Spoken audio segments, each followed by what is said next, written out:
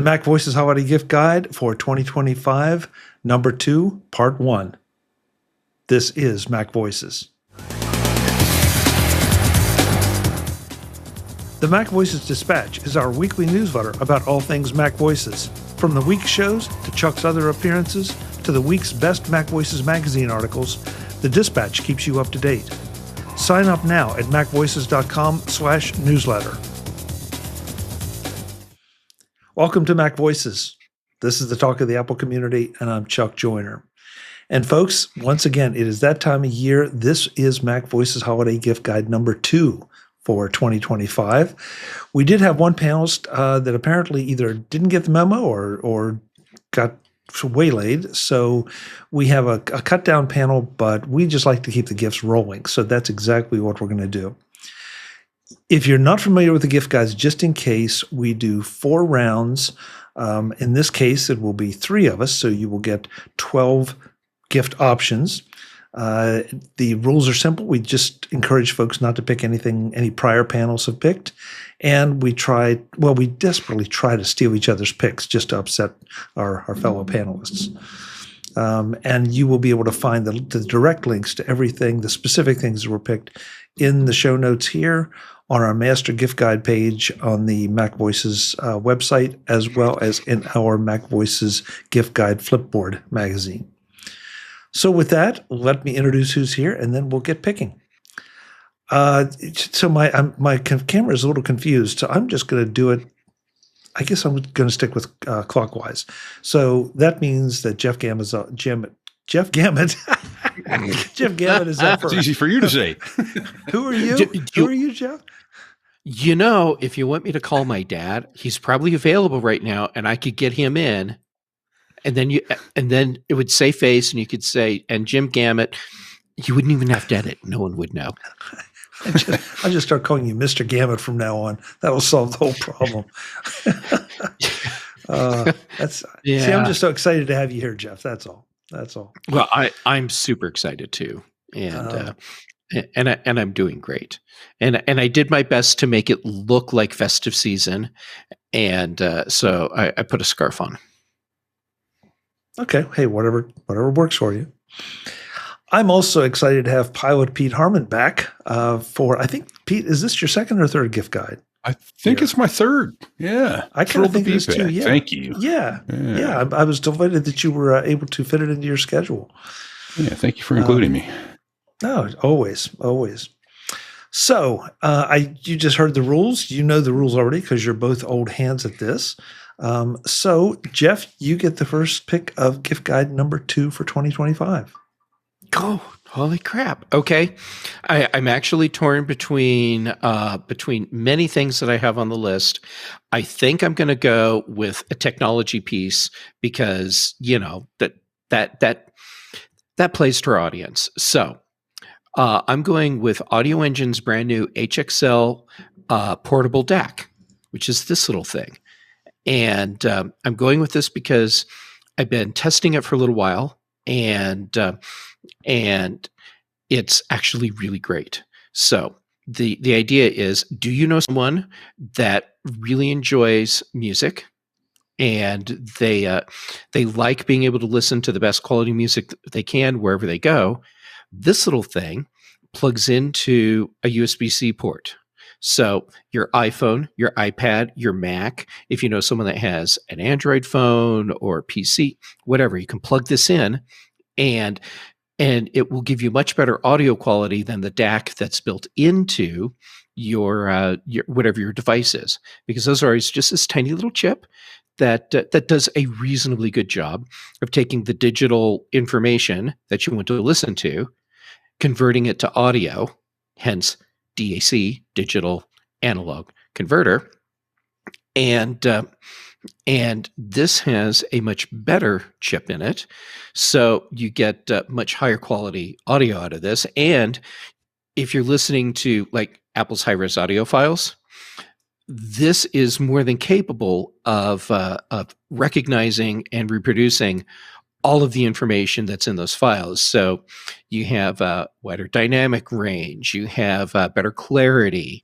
all the things that you would want in a quality track that you're listening to.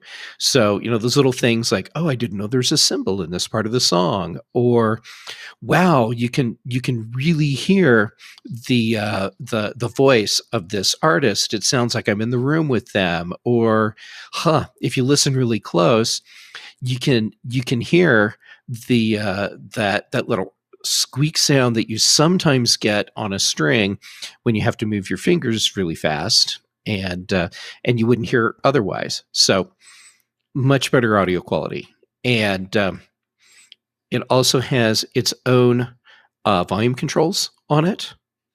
So you control the volume from here instead of on your device. So you have better audio control, and it does like micro steps.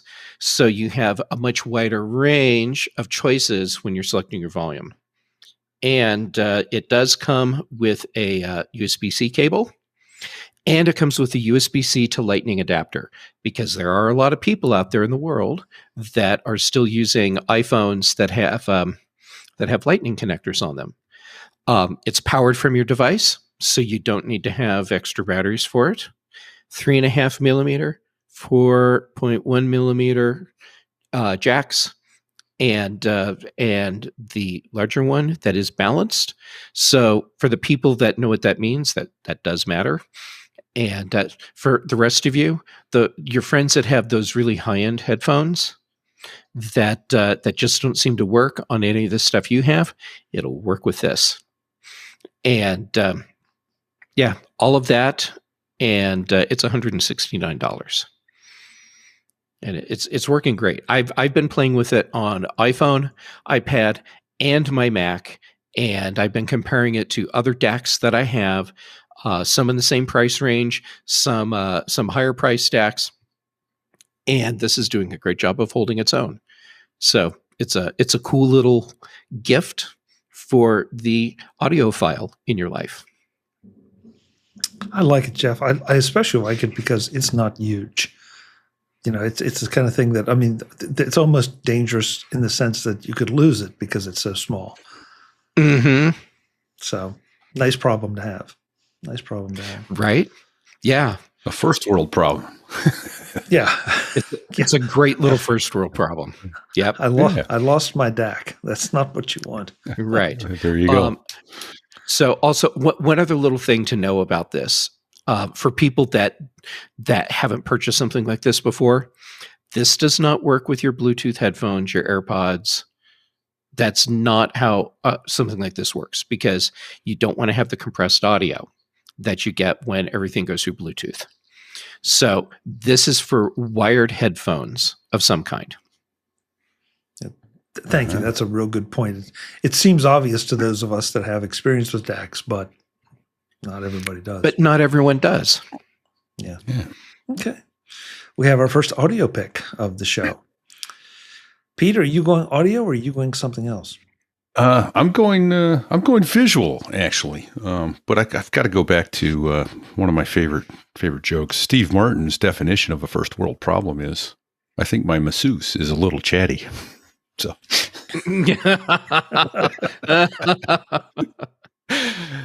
all right. Well, another first world problem people have is finding something to read in their spare time. So I bring with me my Kindle Oasis, the obviously available on Amazon, but the Oasis is a slightly larger one, and of course now it's showing glare because I have the studio light on it, but it's the Paperwhite display on it has a higher contrast ratio. The page turns on it are super fast, and it has buttons for the page turn, so you can either swipe or use buttons to go back and forth on the pages, which I find that nice. I like to leave my finger off the screen and just use my thumb to turn pages when I'm reading. The screen, unless displayed with a bright light right on it, is matte and glare free, so that's nice and easy on the eyes. Fully adjustable in bright sunlight, I turn the backlight completely. Actually, I think it's considered a front light. Somehow they put the light in front of the e-ink paper that comes on it. But that light is obviously fully adjustable in bright sunlight. It's easy to read, unlike an iPad or an iPhone, something like that. And here's the coolest thing about the Oasis that I don't believe the other Kindles have. You can turn off the blue light, as it were. You can warm up the screen completely. So if you like to read at bedtime and don't want to throw a bunch of blue light at your brain to try and keep yourself awake, you can turn that off in the evening. So I do that. I find myself turning that off, and it's easy to fall asleep when I'm reading. Let's see what else. Oh, here's the best part. If you like to hop in a bubble bath or go to the beach while you read, this one's waterproof, so you don't have to worry about dropping it in the tub as you fall asleep while you're reading. So it's come down substantially in price from its initial. I think it was over $200 initially. It's down to $160 now on Amazon. So that's a gift that I got last year and absolutely love it. So if you know someone that likes to read and their Kindle's getting old, my wife's is 13 years, and she might be getting something new this year. Wow. But yeah, so the Kindle you can find Oasis. a Christmas list that has suggestions that could really help with that.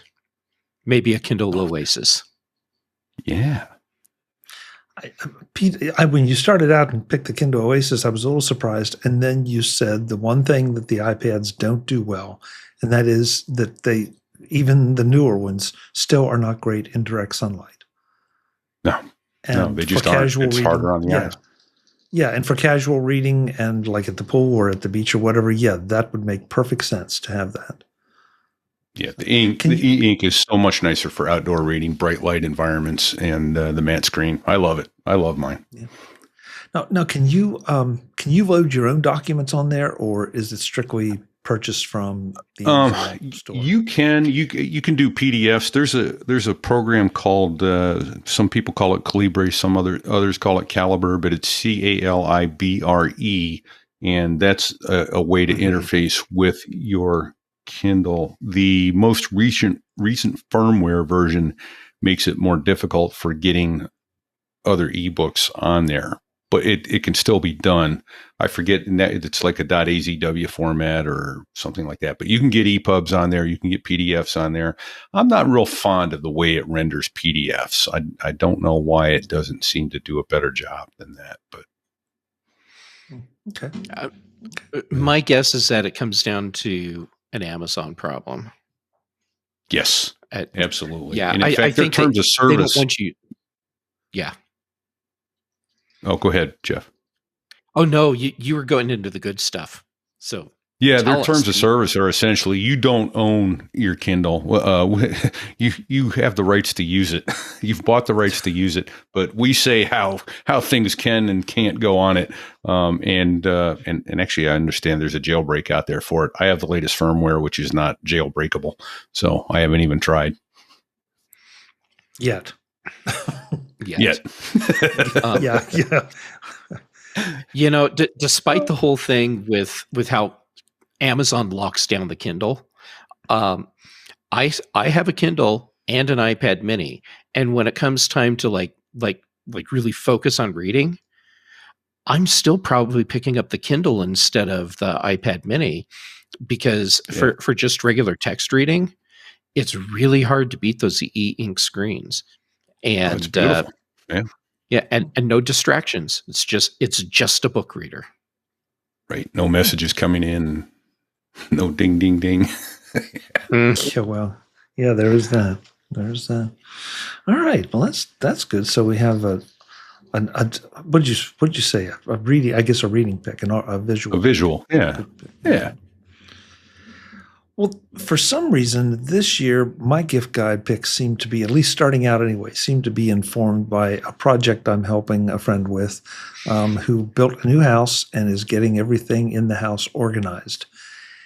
And I kind of recalled some things that I've used in the past. I've learned about some new things and also some new ideas.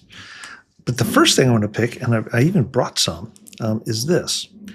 This is Alex Tech cord wrap cord organizer. And I don't know if you can see this or not, but you basically pull it apart and you can wrap your cords in and keep them organized.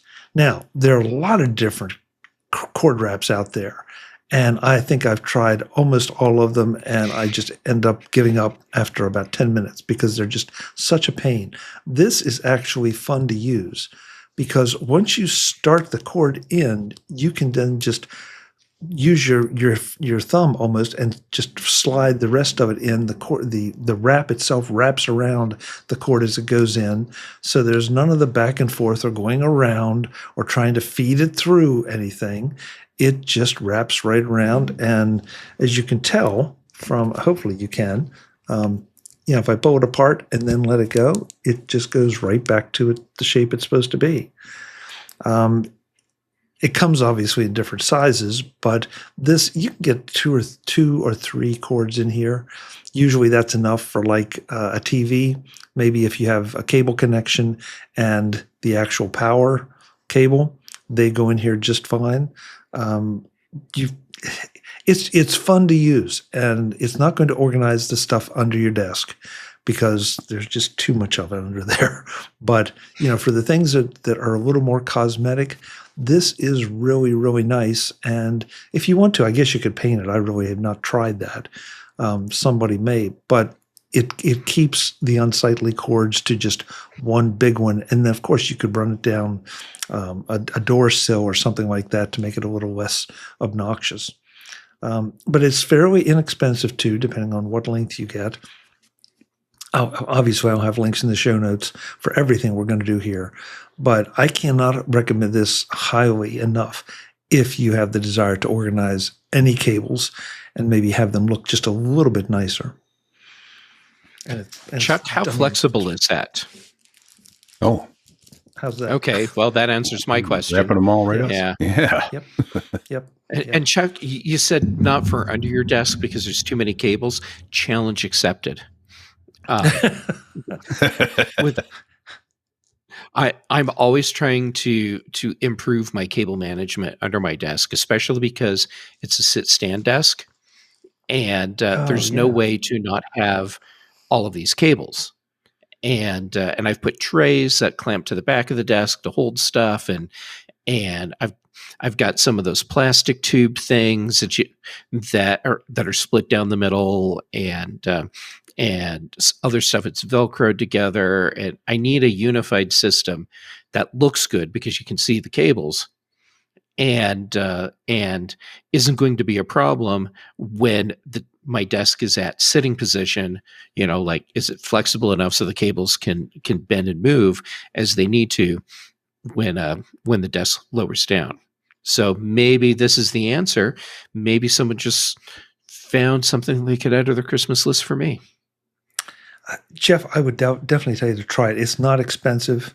And so I hadn't even thought about the issues with the sit-stand desk and that. And so, I mean, look, even if you used 3 or 4 of these, it's got to be better. And I honestly don't it would recall, definitely be multiples.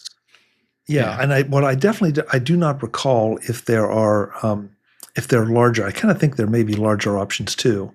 But yeah, it's just I keep saying it over and over. It's just kind of fun to use because you actually have something that organizes your cables that is not frustrating, and it does not unwrap.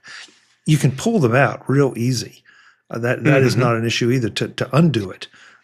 So it goes in as easy, it comes out easy, and it holds it nice and tight while it's in there. So yeah, I think cool. You'll like it. I think you'll like it. All right. Well, that's 3 very diverse first round picks. Jeff, you have round 2. All right. Well, I'm following Pilot Pete's lead, and I'm going down the book path. And Pete, to hook it in with you even more, also available for Kindle, but I have Dead Tree format. If you know someone that's interested in graphic novels, Supergirl, Woman of Tomorrow, the entire series, it was a mini series, all in one book. And the reason I'm bringing this first, it's actually a really good story, and then second, it's no secret that there's a Supergirl movie that's in production, And from what the rumors are saying, it is based, at least in part, on this miniseries. And it's just really well done. And the art is beautiful. Let me see if I can find... we need a good shot of Supergirl if I'm going to show this to you. Well, here we go. Something like that. It's not what you expect from like comic strips or cheap comic books. It's like sure. All real high quality art through the whole thing, and it's a great story. So on Amazon, that's where I went and looked. It's regularly $19.99. At least as of right now, as we're recording, it's 14% off, $17.27. But it's also available for Kindle. So if you have one of the color Kindles, then this would be a great ebook to have too, and a really great story. And I'll go so far as to say, even if you're not really into graphic novels, but you enjoy that whole Superman universe sort of thing, this is a really interesting read, and not something that fits in with what most people would expect when they're reading something that they would qualify as a comic book. Okay, I just learned that there's a Supergirl movie in production. I did not know that, Jeff, and so surprise. Yeah, but the fact that might be at least partially based on that just makes it even more appealing.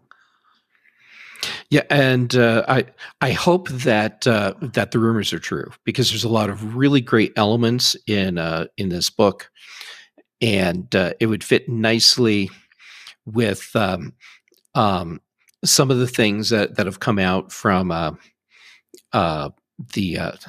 What are they calling the most recent Superman movie? I can't even remember. Superman again? Sometimes the Superman movies are named the way Apple products are named, where it's a vague thing over and over. Yeah. Is it Man of Steel? No. Man of Steel. I don't know. Is it? Okay. I don't know. I think it is, if only we had the technology available to us to be able to look up something like that instantly. Right. Yeah. So, okay. Well, I'm not sure. Maybe we have had a comic pick in the past, a graphic novel. It was probably me. Maybe so, but I didn't think so. I had one other person in mind, but I'm not sure. So okay. Anyway. And now I'm trying to remember past gift guides. And now, of course, keep in mind, I don't remember what I had for lunch yesterday. But now I'm thinking, surprisingly, it wasn't me bringing comic books before, or graphic novels. Yeah, it probably was someone else. It's not sure. I don't know. Well, but you would be a logical one because of the graphic orientation and the hand-drawn art parts of it and all that. So maybe it was you. Mm-hmm. I don't know. All right, Pete, round 2. Okay. Well, my second one is what's the word I'm looking for? Culinary in nature. It's the Nespresso Arancino milk frother. It's you made that up, didn't you? I did. I think it's $70 at Wally World, Walmart. So I am one of those people who many, many, many years ago learned to actually love drinking my coffee black. I don't put sugar in it. I don't put cream in it. However, I am a fan of a good cappuccino now and then, and got one of these and went, oh, this is actually pretty good. Now, it recommends that you only put cow's milk in it. So I guess, not almond milk, not whatever others there are. But I've had good luck with putting some of the creamers in there, that you get, the flavored creamers, the pumpkin spice, the mochaccino, what have you, and frothing those up a little bit. And it's got 2 modes on it. If you press and hold the button, it will give you cold foam. It has a little magnetic motor, and it spins it looks like a little top in there, and it has a spring on it, and it kind of aerates it and that's how it froths the milk. That's easy for me to say. And if you press and hold for 2 seconds, you get a cold froth. It just whips the milk into a foam. If you just press it for a second, it turns on and it heats it up. So the other thing that I've done is put in 8 ounces of chocolate milk, and you get a nice creamy hot chocolate served to you. So we've had this thing, I want to say, going on 2 years now, and I have essentially started putting milk in my coffee in the mornings when I'm home, because it's a nice little addition to having foam. It's very much like a cappuccino. So okay, nice. Yeah, okay, you cool. get the first coffee related pick of the year, because inevitably we have at least 3 or 4 panel members over the gift guides come up with some coffee pick, gadget, whatever. So you win the award for the first one this year. there you go. Ooh. That and $5 will get you a cup of coffee. Right. Well, you forgot the tax. yeah, the tax and the tip. Yeah, better up that to a 10 spot. All right. Well, continuing on with the home improvement, if you will. One of the challenges that we faced was putting a large screen TV on a relatively small stand, because that's the way they wanted it. And the trouble is that a lot of these widescreen TVs, they put the legs the whole way out just inside the ends of the screen. So if you have a 50, 55, 60, 65, 70, 75, whatever, you almost have to buy like a sofa table or 2 to sit these things on. But everything comes with a VESA mount option. But a lot of people don't want to bore the holes in the wall, and that was the case here, new home, all that. But you can buy, and I did not know this until it kind of crossed my path as trying to find a solution for this, that you can buy third-party table or TV legs that go up on a bar and mount on the VESA mount screws, but then come down like in an L bracket shape and give your TV feet that are a lot closer to the center. Huh. And really Someone's don't. thinking. Yeah, and the interesting thing, I was a little worried about, how steady this was going to be. Now, if you have a cat or a rambunctious dog, okay, you may want to pay extra attention to putting some bracing somewhere. But if you just have a standalone situation, and especially if you have a fairly weighty TV, this is a great gift. Now, the one that we settled on was from a company called TAVR, TVAR. And it'll handle up to 75 inches, I believe, 75-inch TV. Piece of cake to put on. The engineering is kind of ingenious, because depending on the size of the TV, you have to have, obviously, an extra long panel going up in the back. So these particular legs came with 2 that you screw together to make that longer in the back to get to the second VESA mount hole. These are not plastic. These are metal. So, and you're going to do a little work to screw them together. But once you screw them in, you've got a good, solid, really solid foundation for your TV. And honestly, it got me to thinking, because I've got a couple TVs in my house that I'd like to have a larger one, but I don't have the space for it to sit it on. And now, by equipping a TV with these, I get the same benefit of having a larger TV but in a smaller space. So if this is a problem that's been vexing you, or you just want a bit more flexibility other than a wall-mounted VESA mount, this is something you want to check out. Oh, that's awesome. As soon as you said it comes down in the L bracket and the VESA mounts, it's like that makes perfect sense. And now I'm upset I didn't think of that. I didn't invent that. I know, Pete. I felt the same way. It's like, what an elegant solution, right? Yeah, and it's using what's built into the TV already that's designed to hold it. So, you don't have to worry about that.